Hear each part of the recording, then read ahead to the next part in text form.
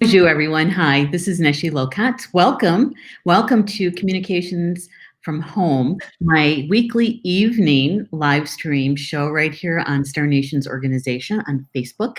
And so welcome, everybody. So good to have you here in the live chat with me, both here at Facebook and also at YouTube. I know we get to simulcast now, and how fun that's been. So welcome, everybody that's coming over to join us from YouTube. Good to have you here. So tonight is all about the newest book that Star Nations Publishing has just published.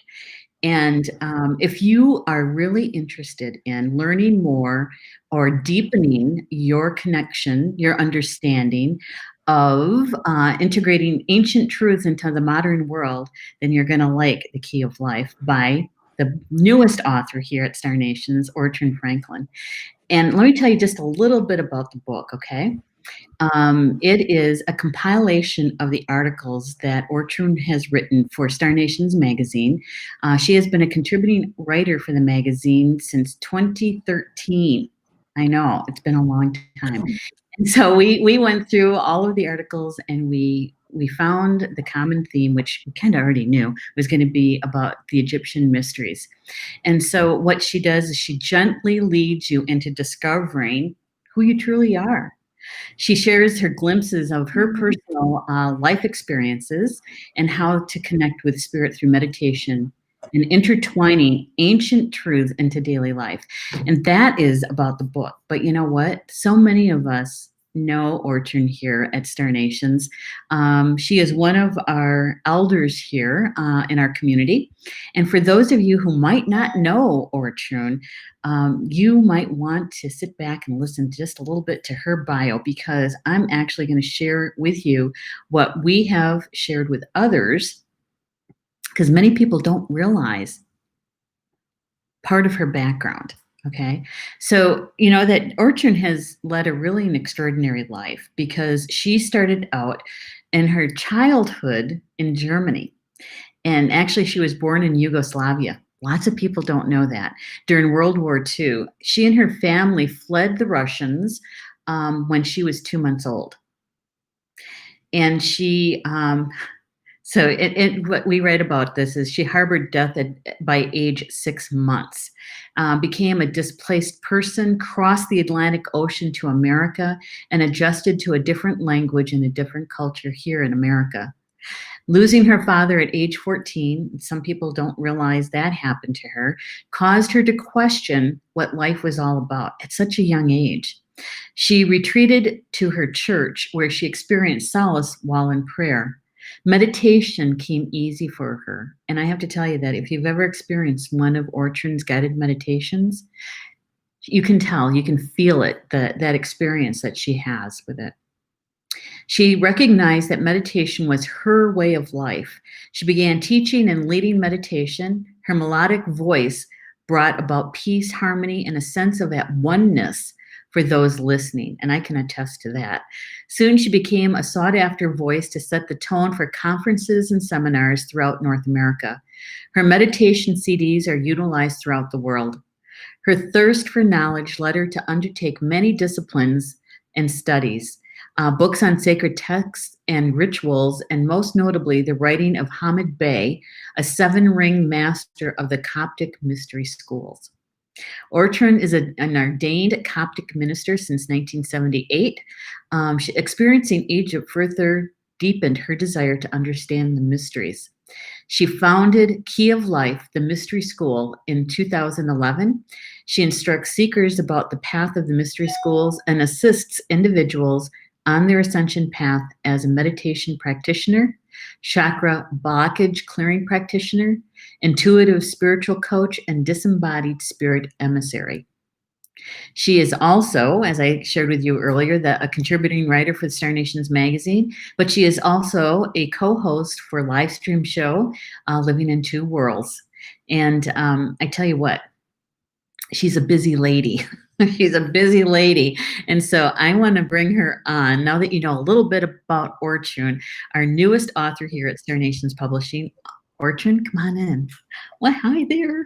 Hi, Welcome. everyone. So wonderful to be with you, Neshi, and everyone else that's here with us in the chat room, and whoever will be tuning in later, maybe, right? So Great, exactly. really good to be here. Thank you for having me. Well, I want to thank you for making time for us this evening to chat about your brand new book and about your journey there as a published author. And every time I say that, I just smile because, you know, Ortrun and I have been on this journey together to get her book published for over a year.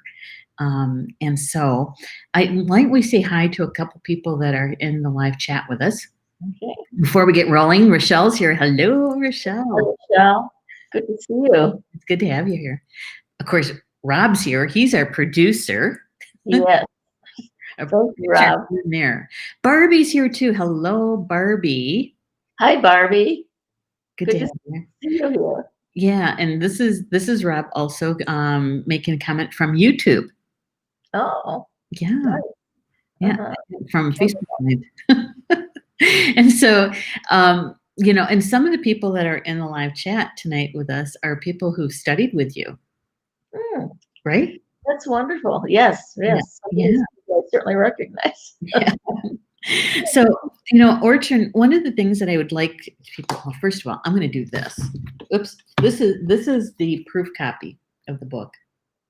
Both of us have a copy. Yeah. Even after how many rounds of edits and edits and edits that we did, we had this was our last round of edits was with the proof copy. And I wanted everybody to see the book. I have to say that when I received my copy and I pulled it out, you know, this is such an extraordinary moment, because I know all the energy that went into this book, and to hold it in my hands and say, we did it. We did it. We did it. We did it. How did you feel when you took your copy out? Well, I really loved it. I felt, and I said to Carl, I said, this book really, it feels good. It has a good vibration. It felt very, very, very good to me. Yeah. So, and I know my husband, Carl, he certainly has enjoyed the book.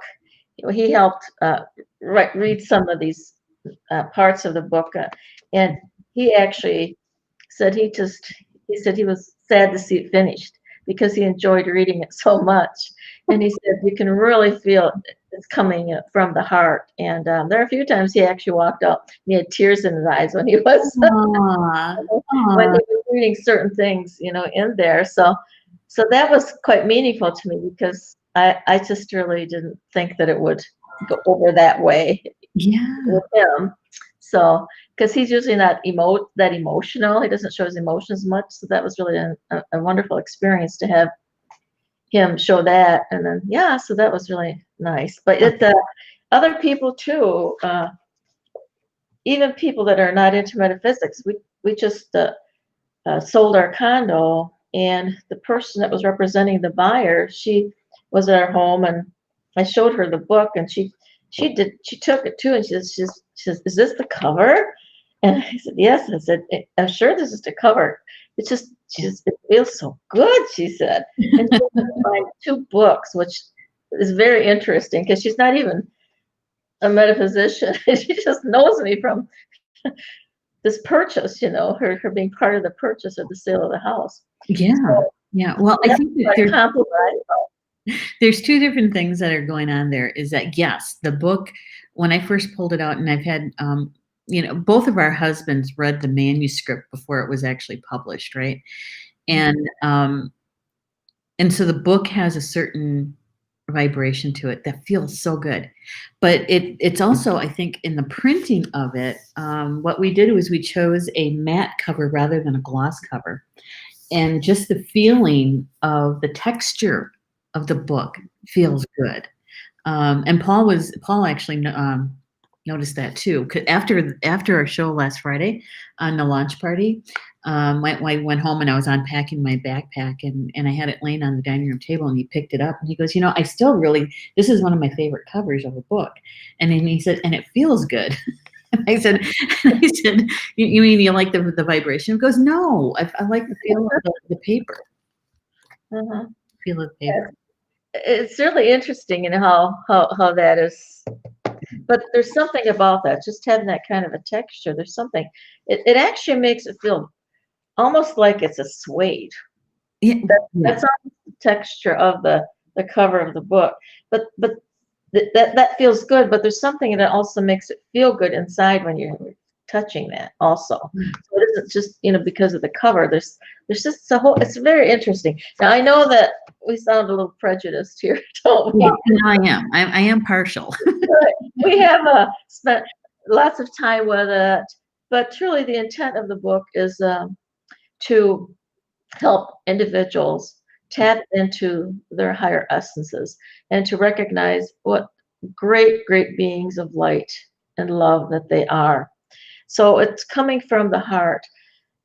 Writing it, and even when I was reading it, and as a matter of fact, it was my massage therapist. I was talking to her about it. She says, if I did that, I'd be so excited. And I was like, sort of, sort of not really elating as much. And Yeah. she said, I said, well, I am excited, but I said, there's a vulnerability here for me because what I'm doing here is I'm truly opening myself. What I'm sharing in the book is my path, and it's things that I experienced in my life and my circumstances that helped me to grow and to become.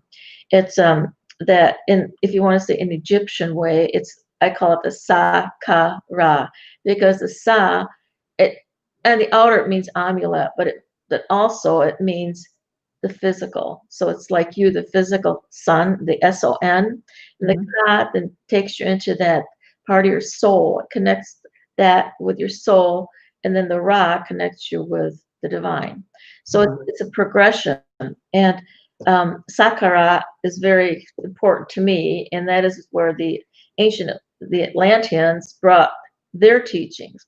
That's where and it's the oldest, the Saqqara pyramid is actually the oldest pyramid in Egypt. And that is where the Atlanteans brought the teachings of the ancient ones, these truths, because they felt that this is where it was meant to be. The reason why they brought it to Egypt is because Egypt is very much a balanced land.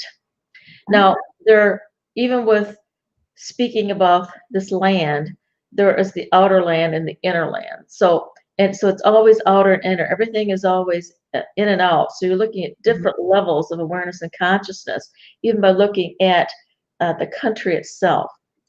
So, and you are the representation of that country. So if you're seeing in hieroglyphs a story about those that lived upon the land, it tells stories of what was going on, and they might be doing some of their work and gathering their grain and things of that sort. But if you go beyond that, there's a deeper meaning, a meaning that is more what's going on within you, because anything that's going on out here is also going on within each and every one of us.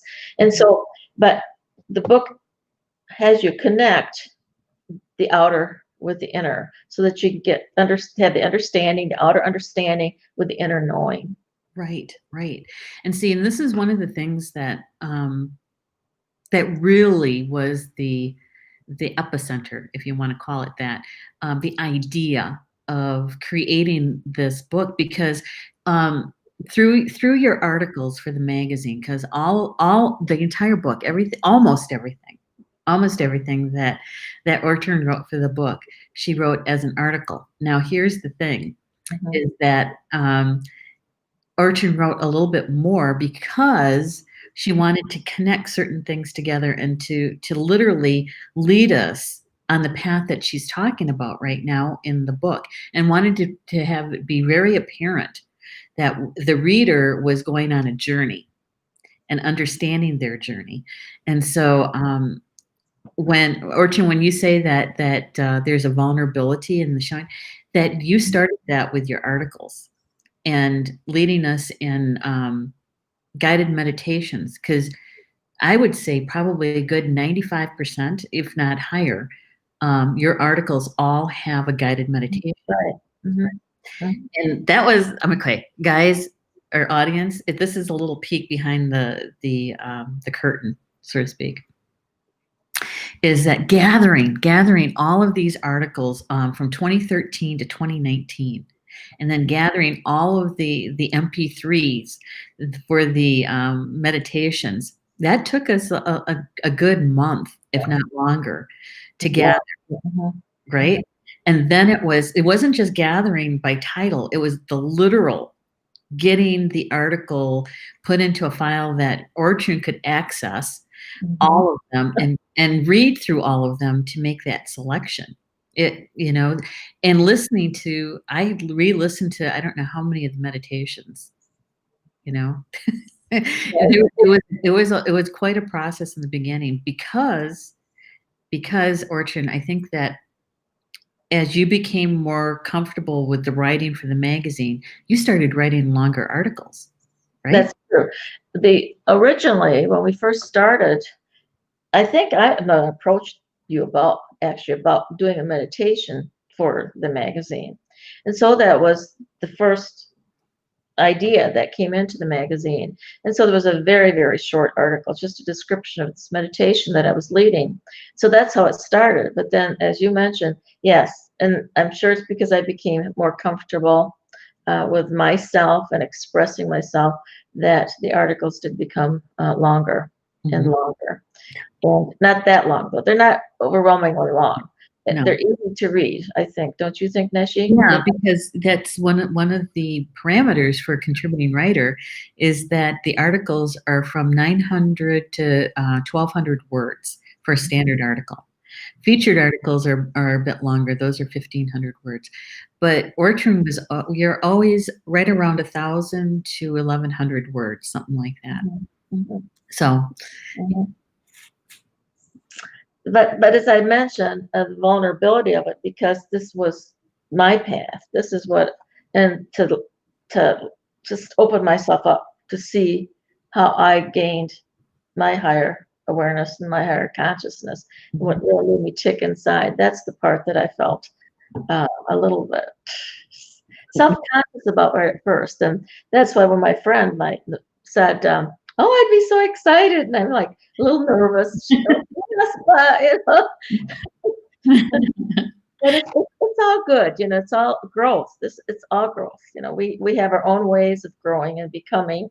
And this is apparently something that I was meant to do. I certainly never thought I was going to write a book. Well, I shouldn't, it's interesting because I look back and I remember always having this visual about a book, and all it was called was Ortrun. From when I was very young, but that was nothing. I never thought that would be anything that would actually come into fruition.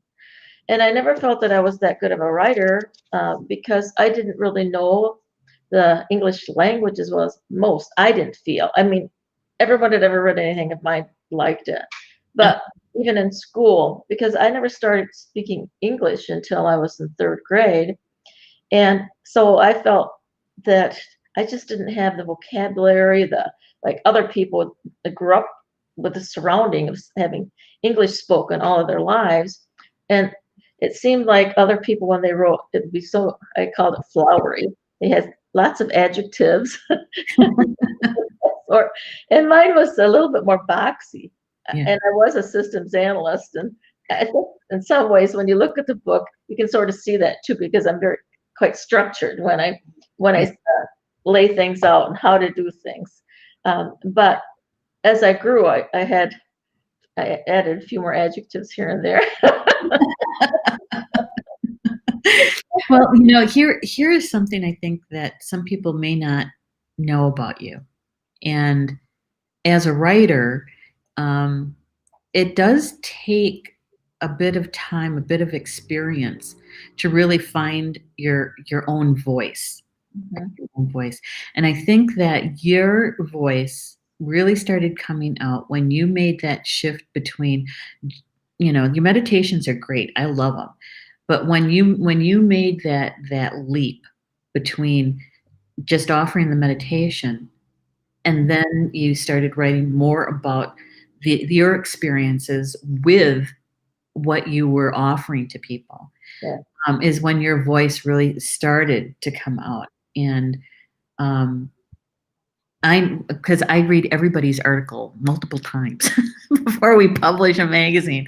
And so, that's one of the things that I've learned over the years is that our writers, when they find their own voice, there's an alchemy, there's a magic to it, and you can certainly feel it. You can certainly feel it in your articles. So we have, in fact, in our live chat, I'm seeing who's all here, is that we have many people here that have read your articles, and they could probably attest to it. Clara's here. Hi, Clara. Good to have you here.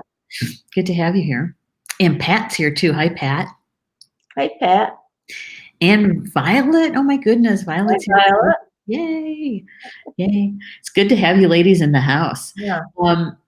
And so here's, before I forget, because I get so excited about, especially talking about your book, is that if I could ask those that are in the live audience, if you could do me a favor and and if you know somebody who would be interested in the kind of information that Ortrun shares, if you could please send the live stream over to them, that would really be helpful. Because here's the thing, is that Ortrun we're running a special. It's called an author signed book special.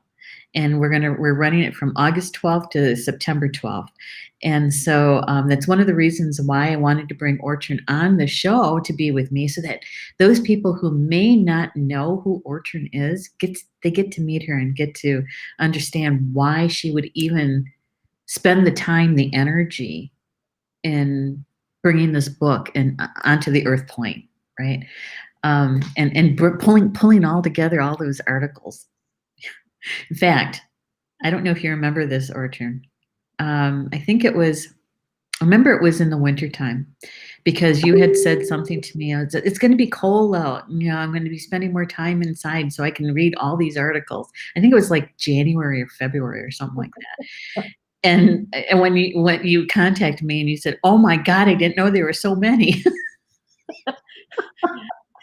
No, it was many. It was definitely, there were many. So Well, you're just writing them, but seeing them all in one folder and all of the titles. Yes. Yeah, it was a little overwhelming because we had to whittle it down so that it was yeah. It's good though. It was a good journey. It really was. It really was. Yeah. No, for you, was it? I'm sorry. Go ahead. I was just going to say, the other thing that's a little bit different about this book is that it has different parts to it, because there's an article in it. There is a meditation that can go along with almost every article. There's very few in here in the book that do not have a guided visualization with it. But then Neshi then went on to do even more with the book. What she did then is that if you finished reading the articles and you really weren't interested in reading the articles again and doing that combination of those two steps, and you wanted to just continue listening to the meditations, you can do that, because she put an appendix at the back of the book, which has the every single meditation that goes along with these different chapters.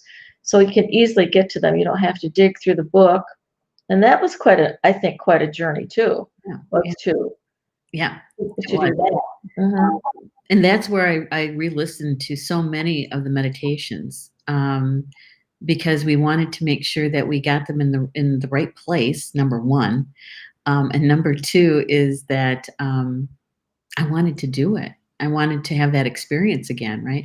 So there's a couple things I want to share with our audience before we get too far down the road. And that is, number one, we have a giveaway this evening. We're giving away 2 of the books tonight to somebody in the live chat. And it will be an author signed book. So Ortrun will sign the book and will get shipped to you. Now, this is taking about 3, maybe 4 weeks for that to happen. So, know it's coming. It's on its way. But we're going to select two people. Actually, I'm going to ask Rob if he could do a random selection for us closer to the end of the show, and then we'll get those announced. And the other thing that we have for you this evening, and I'm so glad she said yes, because I kind of sprung it on her, is Ortrun. I asked Ortrun if she could do a short reading from the book. And I asked her if she could read what she wrote about the book. And literally, that's what it's called, about this book. And Ortrun, if you wouldn't mind doing that right now so that people will understand a little bit more about the background of the book. Okay, so I'm reading the chapter about the book, right? About this book. Okay. About this book. Mm-hmm. Okay, and it says, "Hello, dear friend. We are spiritual beings housed in a human body, living upon planet Earth. My hope is that as you engage in the material in this book, it will activate a remembering of who you truly are. My sacred prayer for you is to find love, peace, and joy in your world.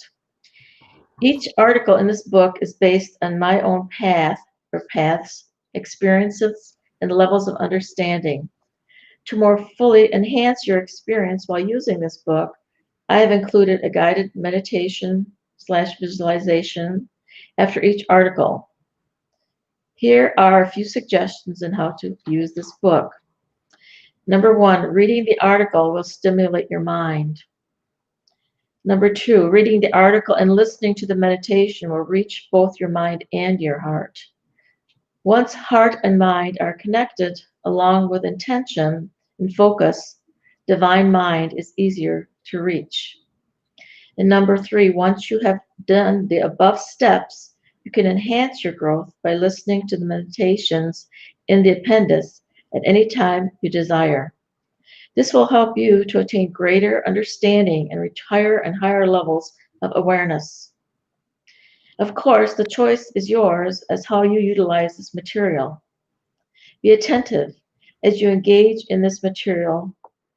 Bits of ma'at, or truth, will be whispered to you from the higher realms. You will be uplifted to universal levels of understanding. Heaven and earth will unite as one in you. Plus, love, peace, harmony, and joy will become the norm in your life. You will soar. Blessings on your journey, Ortrun."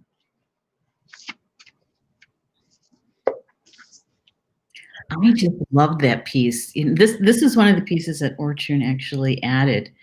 I can't even tell you what part that was, but we were going over the manuscript, and you said, I remember you telling me that we need something that brings the whole thing together. Let me see if I can write something for that, and you did, and it literally is a letter to the reader, right? Yes, it's my special letter coming from my heart to going to your heart and intertwining. Yeah. Mm-hmm. Yeah. Yes. And as I mentioned, there are so many different aspects to this book. As I mentioned, article, a guided visualization, and then with Neshi adding that appendix. Mm-hmm. Now, the other thing I want to mention about the book is I'm going to say there are probably 3 main sections of the book. Mm-hmm. And Neshi mentioned that about meditation, and meditation is really, that was my base. That's where I started. I remember when I was part of Coptics, became part of Coptics, I remember John Davis saying, says, just learn a specialty. And I thought, what in the world kind of specialty could I have? And so I was meditating. I was sort of daydreaming, let me just say, at one point. And I thought, I could guide meditations. I could do that. I could do that. And it was very early on. And of course, then I really didn't just guide meditations. Back then, I'd find a nice poem to start out with, and I would read that, and then I would continue on.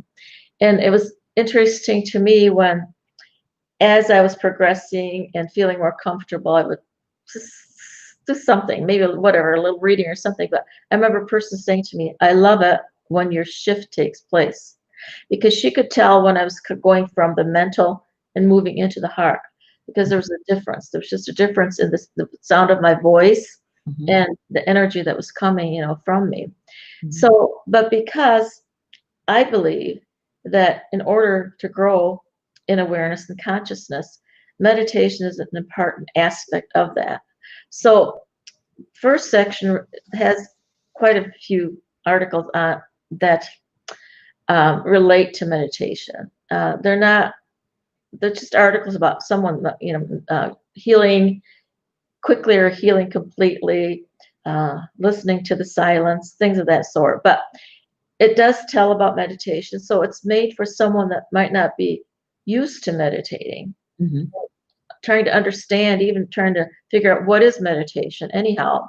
So it gears a little bit to that. It's not, doesn't take up too much of the book, but there's a few articles on that. So that is one section.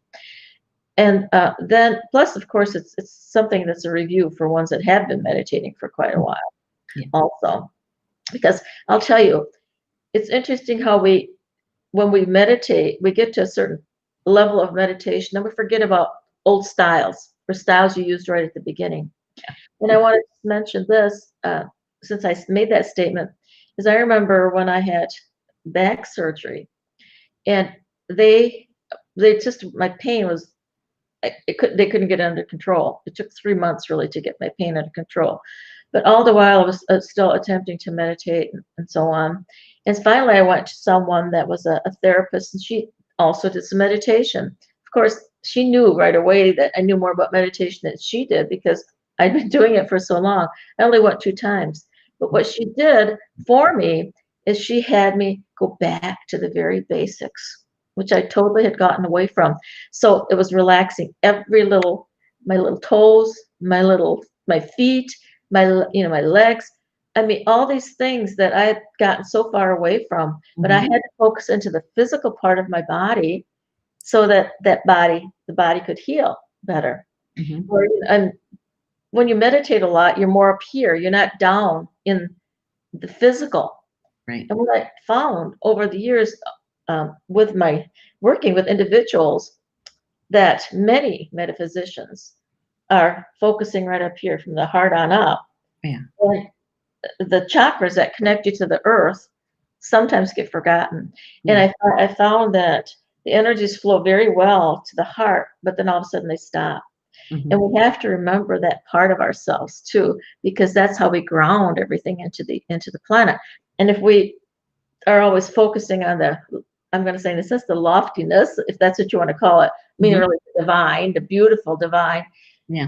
we tend to want to forget about the physical parts of Mhm. us. Mhm. So that's why I think meditation is a good thing to remember, and to remember there are different ways of meditating and for different things. Mhm. So that's the one part. And the other part, I go have quite a large section about Egypt, because Egypt is, well, that's really been my path, is Egypt. Not that I haven't studied other materials, but Egypt, when I went to Egypt, I knew I had been there before. I wouldn't even go into the pyramids, certain pyramids like the Saqqara pyramids. Everyone was climbing around. I went off to myself and I meditated in the desert by myself. And, and I felt like I was in heaven. Mhm. It felt like heaven and earth had really come together.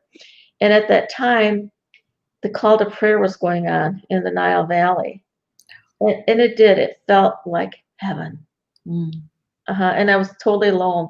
And to me, I felt like they were giving me this gift, reminding me of my being there Mhm. in other lifetimes. Mhm. So, so I really get into the symbology of what Egypt is, that it is really a representation of us, and the chakras that in our body are the temples along the Nile. Let's bring up the image. Yeah, the picture, because I think it might be helpful for people to see that. This is an image of Egypt.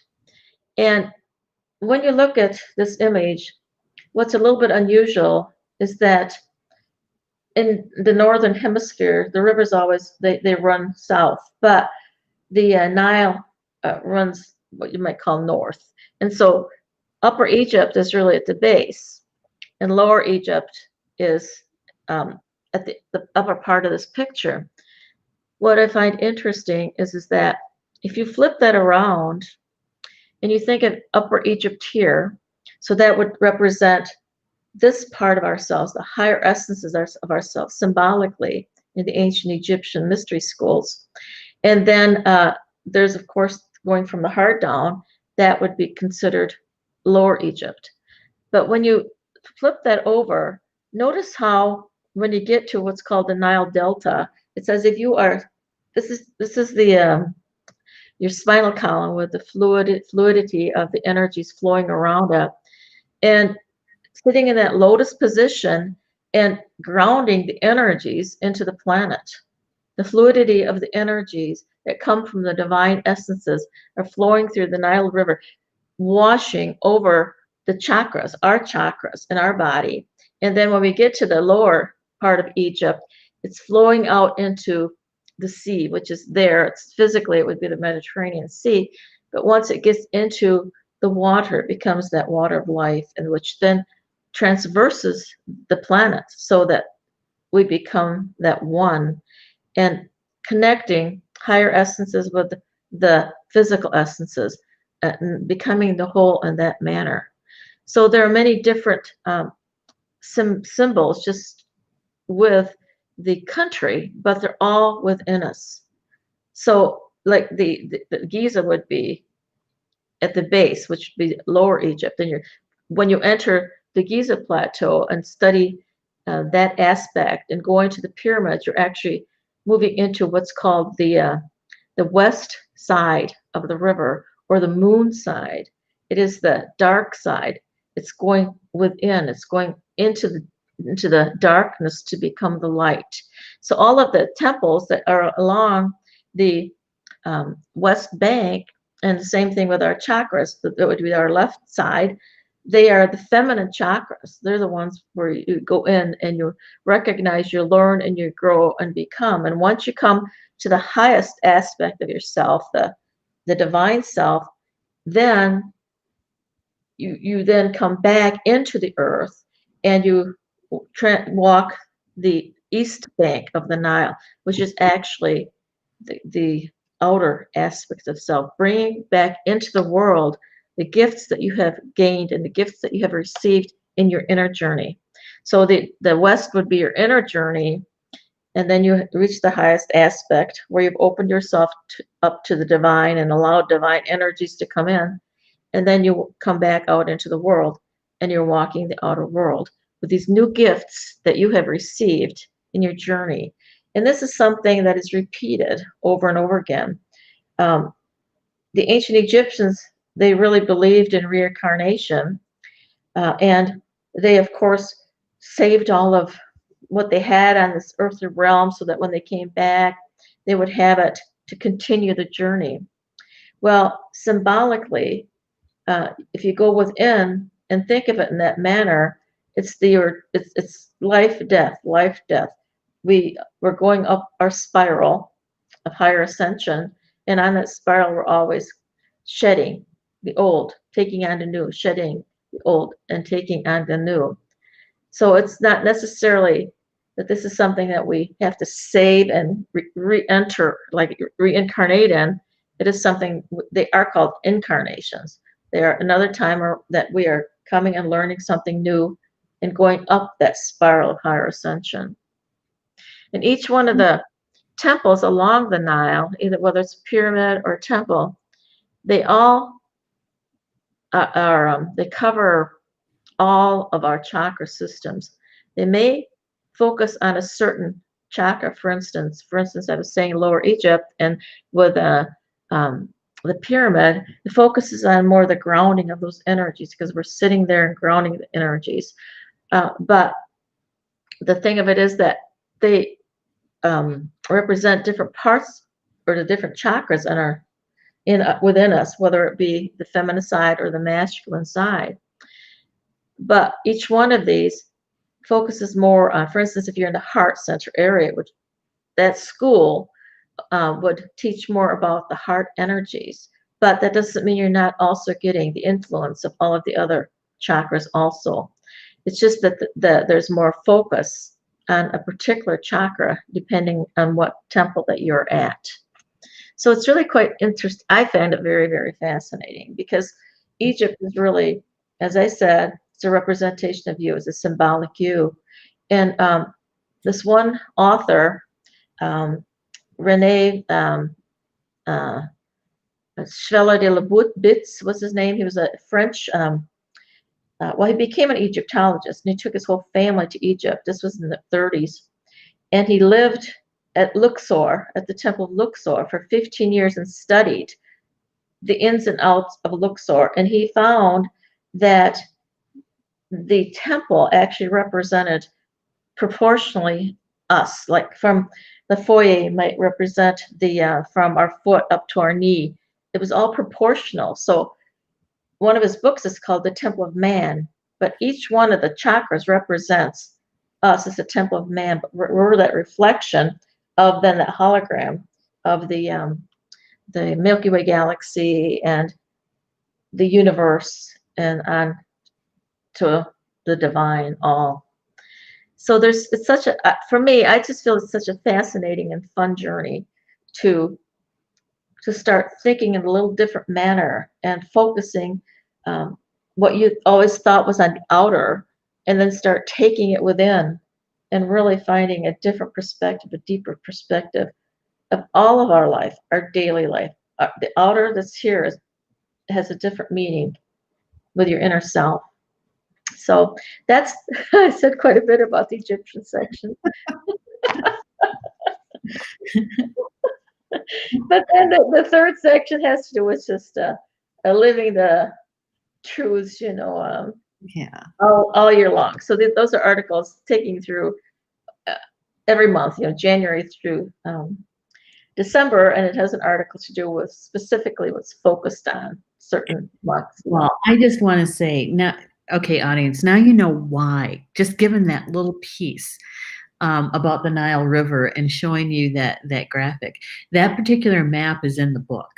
Mm-hmm. Okay, so and Ortrun does a really good job at helping us understand that, because most people, we see the lower Egypt higher than the upper Egypt, and people get lost with that, right? Mm-hmm. So thank you for that peek into why you find it so fascinating and how helpful it is in our modern life today as much as it was back in the ancient times, right? Yeah. So yeah, in fact, I made a comment while you were sharing with us. I said, if you really appreciate this information about the Nile River, drop the words Nile River in the comments, because it's fascinating information. Fascinating. So, Orchun, if you could share with us why Egypt? What led you to embrace that part of you that I know that you share about in the book, but why? Why Egypt? Well, I was guided. I think the universe guided me Mm-hmm. to it. I didn't realize at the beginning that it would be Egypt. I've always been, I think, a little holy little kid. I like, praying and being in church, things like that. But I was going through a really hard time in my life. The first part of my life was all quite traumatic. And I had, this part of it was I had divorced and I had 3 children, so I was a single mom. And I happened to walk into a 5 and 10 store, and I walked over to the jewelry section. Why? Who knows why, but I did. I looked in there, and it was a large cross. It was a good size. It was about this size. And I looked at it and I said, oh, everlasting life. I'd never seen a cross like this before. But I purchased it because I thought it was interesting. It was No, I later found out it was the Ankh, the ancient Egyptian cross, but at the time I had no clue as to what it was. It also had, and it was not a stone, but it was just some material. It looked like a piece of turquoise in the middle. So I thought, oh, okay, key of life, or I mean, everlasting life. And I wore it, and I wore it more as a jewelry statement than anything else. I didn't really wear it for anything other than that. And it wasn't until after Carl and I met, and actually we were married. And in '78, we met John Davis, who was part of the Coptic Fellowship. Mhm. But I looked at one of their introductory brochures, and I opened the brochure, and there was that cross that I had seen 6 years before. Mhm. And next to it, it said Light Ministry. And then I asked about the cross, and I was told, well, it means everlasting life. So here I got this message saying what it was. There's something that prompted me to know what this Ankh was.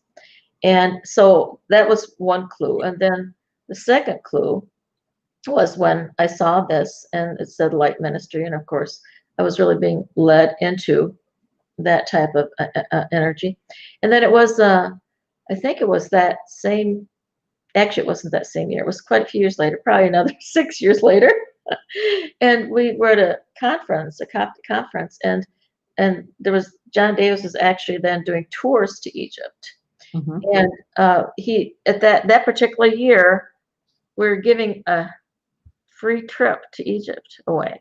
Wow. Yes. But there was also someone at the conference that was selling papyrus art. It was the first papyrus art I had ever seen. Mhm.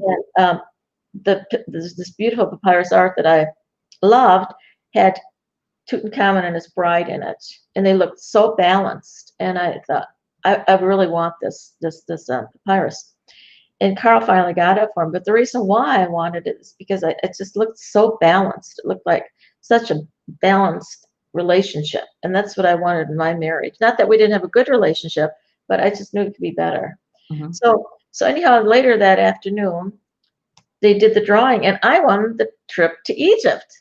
It was just amazing that I won a trip to Egypt. Who'd think, Yeah. right? Oh my gosh. So, and we were going to go in November, but John didn't have a trip, so we were traveling with a different group, and we didn't have the extra money for it. And I was a contract employee. I had my own business, so I just increased my hours, and I was complaining about. I'm so tired. And Carl says, "Well, you're the one that wants to go." And I thought, "Oh, okay." I said, "Well, if you don't want to go," well, of course he did go. But the thing is he, at a subconscious level, knew that we were going to be getting into some real learnings over there, which we did. And the relationship, I mean, the trip was very much about our relationship. But as we went over there, my mind, divine mind, started opening more. And Carl, for instance, with the Great Pyramid, I went and I knew how to monitor myself to walk up to the King's Chamber, walking up the steep incline, the Galleria. And I did that. I just went off by myself. Carl, on the other hand, he went right into the Queen's Chamber and started meditating. And so I was focusing, my learning was to be more mind. His was more heart. He said when he went into that chamber, someone knocked at his heart and said, open your heart, open your heart. So between those three things, it was like, for some reason, but it activated within me this recognition that I had been there, and I felt that way in Saqqara. I also felt that way in Tel Amarna, which is Akhenaten, Mhm. Akhenaton at one. He was the first pharaoh to say that there was only one God. But so I had these recognitions. There's an inner, again, a prompting telling me somehow I was to be involved with this. And so we were very active in conflicts for many years, which was, as I said, Hamid Bey it was his writings that were really studied. Mhm. But then there was a point in time where someone came to me and just said, you should be doing something else. It was just the right time. And then we moved into our own direction. That's when I moved more into, I'm going to say a different type of teaching, a little, they're not, I could never, I don't like to say higher teaching because I believe all teaching is high. It's just different teaching, but it was just a different format. And it really focused the whole attention into the mystery schools and what it represents. And I just happen to, for some reason, I'm just able to look at things and see a symbolic meaning for things that, for the hieroglyphs, for instance, and look at them and just see the different story, not just the outer story. I can see the inner story. But I keep getting things, you know, my divine ones, my guides and masters, they're constantly giving me new ideas and thoughts and impressions and symbols. And so that's what's so exciting about the journey. Is because by doing this, if you do this yourself, well, however it is that you're meant to do your journey, I mean, so many things unfold and it just isn't boring. It's not a boring life. It's really a beautiful, exciting life. And I know, Neshi, you feel that way with your journey too.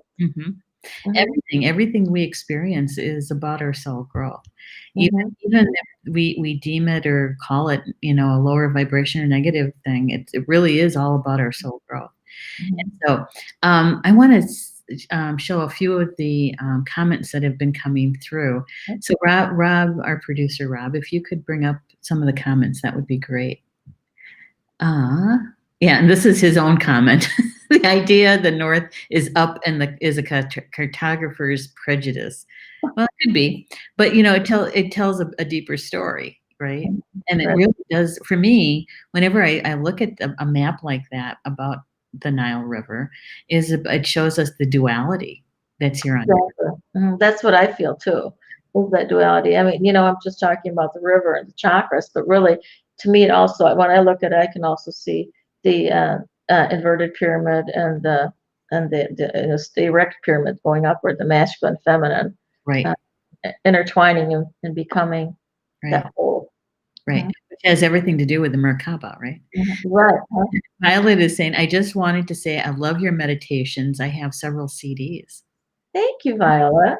Good one. Nice to hear. And so Violet, guess what, Violet? One of the things that Ortrun and I have talked about was just before I think we actually published the print book, is my spiritual team gave me a nudge, gave me some information, and very exciting. And I mentioned it to Ortrun, is that what we're going to do is we're going to actually create a audio book of Key of Life, so that we can include the meditations right within the book itself. So it will be an MP3 kind of book, but look for it in 2021 because it gives us, I don't think I can get that done before the end of the year, but look for it in 2021.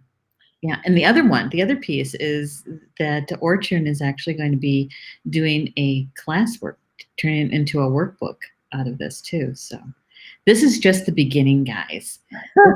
More from Ortrun in the book. So right now, I have to think about signing books. I know. We got to get through this one piece. Right. In the present moment. So thank you, Violet. Thank you, Violet.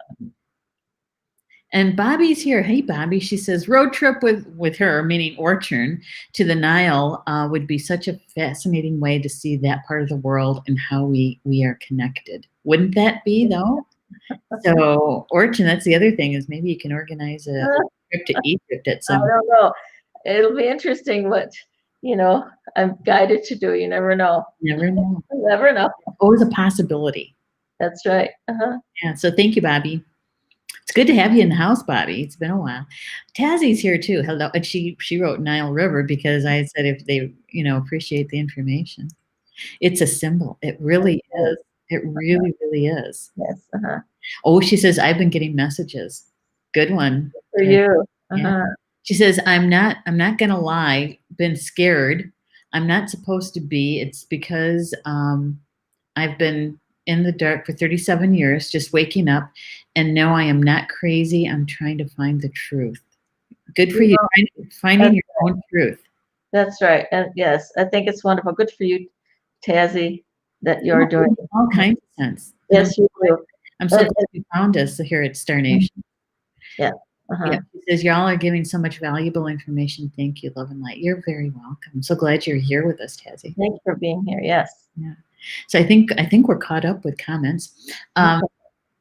So we're almost near the top of the hour, and I asked Rob if he could randomly select a couple of our audience members to win the book.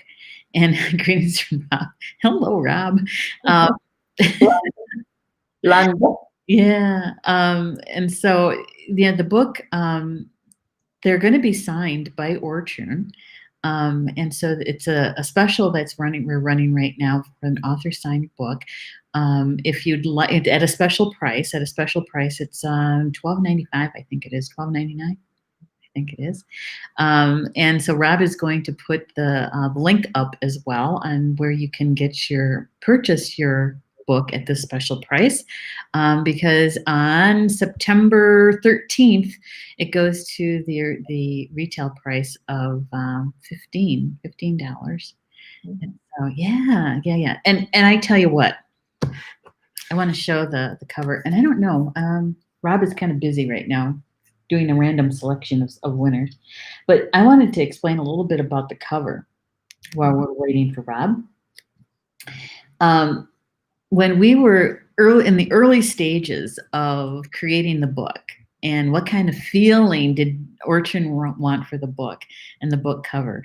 And what I did was I sent her a couple of links and where I find the photographs for the magazine, for all the articles, and asked her to go through. Do you remember this? Go through and just take a look at what pictures kind of catches her eye and what she'd like to have as a cover. And one of the things that Ortrun did is she sent me two photos that she really liked. And so we purchased those photos, but Ortrun wanted it very unique. Yeah. What she wanted was the hand part of one of the photos with holding the Ankh and have it coming down as if it was bringing the information to the earth. Okay. And also, it's pulling you up. Pulling you up. That's right. And so the Earth photo is one photo. The hand and the Ankh is another photo. And the stars, the constellations in the background is another photo. So there's three different photos. Well, and I want to mention, this bringing the ancient wisdom into the modern world. And that's also seen if you see that hand with the Ankh, because the Ankh, of course, is the ancient Egyptian cross. But then, and the hand, but if you look closely, you can see it's a little different texture. And that's actually a hieroglyph. It came from off of a hieroglyph in Egypt. And it's actually, I think it was Isis holding the Ankh. Yeah. And they're one of the advertising pieces that you made, the one that's the postcard size. Yeah. If you look closely, you can see both hands of the goddess along with some of her body. So they had the job of pulling the section out, just the section that I wanted. That was a little tricky, wasn't it? Yeah, it was. But our partners at Elm Publishing, they're our layout experts for both the magazine and the books. They took it on as they're very creative, and I call them the magical elves because you never know what they're going to come up with. And so this is one of the versions of the cover. I think we had a selection of 4 or 5 different versions, and this is the one that grabbed Ortrun and said, "This is it. This is the one." And so they did a couple of tweaks for us, and this is when that final cover came. It literally jumped off the screen at me, and it's like I'm so glad, so glad that they were able to do that melding of those images. Yeah, they did a beautiful job. I think I love it. I think it turned out perfectly. Oh, good. I'm sorry. Go ahead. Yeah, it is. I'm going to check with Rob because he's going to be giving me those names any minute now. And so, yeah, he has the link. Telling me I won. I'm sorry, say that again. Spirit's telling me I won. Not funny. He said, Spirit told me that he won one. Yeah. Well, as in part of the executive team, I'm sure somebody's going to gift you one, so you don't have to put your name in this one. Too funny. Yeah. All right. So, Barbie, is that one of the winners? That is how I'm displaying the winners, yes. Okay. All right. So, Barbie, yeah, Barbie, yay. Congratulations, Barbie. Congratulations, Barbie. Yeah, you're going to be getting a signed book from Ortrun as a gift. And the second one, drum roll, Clara. Nice. Yay. Congratulations. Yay. Clara Weinberger is the other winner of the gift. So ladies, this is what I'll need you to do for me, okay? Is if you can send me, you can use Messenger if you want, your mailing address, okay? We need your postal address so that we can mail you the book. Ortrun will sign your book and then put it in, ship it to you. And so we'll need your postal address. If you could PM me your postal address, that would be fantastic. And we'll get that book out to you. Now, it is going to be about 3 weeks toward the end of this month. Ortrun is going to get her first shipment of books. And then what she's going to do is she's going to use the pen that I'm guessing, the pen that I gifted the contributing writers in February. I got them all a really nice ink pen, and so she can do her signature, her signing, and her little note to you. Yeah. So congratulations, Barbie and Clara, for winning a gift book of Ortrun's Key of Life. So, Ortrun, do you have any final words for our audience?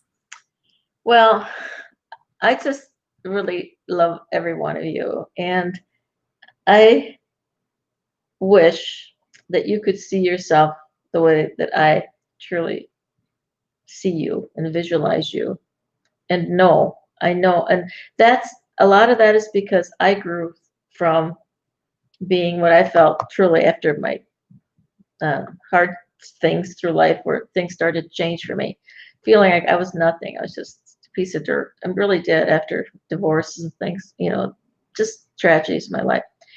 And growing out of that and growing more and more in the inner knowing of who it is that I am. And so I grew myself, and I grew to love myself more and more and more. And that's the way I feel about you. And you're not just this little dot. You are this amazingly beautiful, beautiful, beautiful light being. And the more you recognize it, the more you honor it, the more you acknowledge it, the more and more your aura just grows. And everyone is walking 10 feet or more, any direction around you, is tapping into your aura and is able to experience some of who it is that you are. You are divine beings of the light, of God, of the goddess. You're beautiful. Just know that's who you are. Well, thank you. Thank you, Ortrun. Yeah, got kind of misty there for a minute. It's like I was blinking. So thank you. And thank you, Ortrun, for making time for us this evening and sharing your heart's work with us, which is the Key of Life book. And I so thank you everyone for being with us this evening in the live chat, and those that will be watching by the recorded show. Thank you so much for being with us. Did you give the address where to order the book?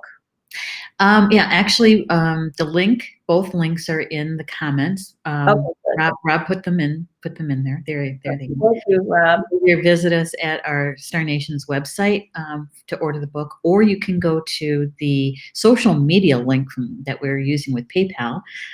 That's the shorter link. You can click on that one too, and that will take you directly to purchase the book. So thank you for that, Rob. And so thank you everyone for being with us this evening. And You can catch Communications from Home again next week, Tuesday at 8 p.m. Eastern Time. And until then, Bama Mina, that's Potawatomi for until we see each other again. And Auf Wiedersehen, that's in German. That's right. Till we meet again. So, Good night, everybody. thank you. Good night.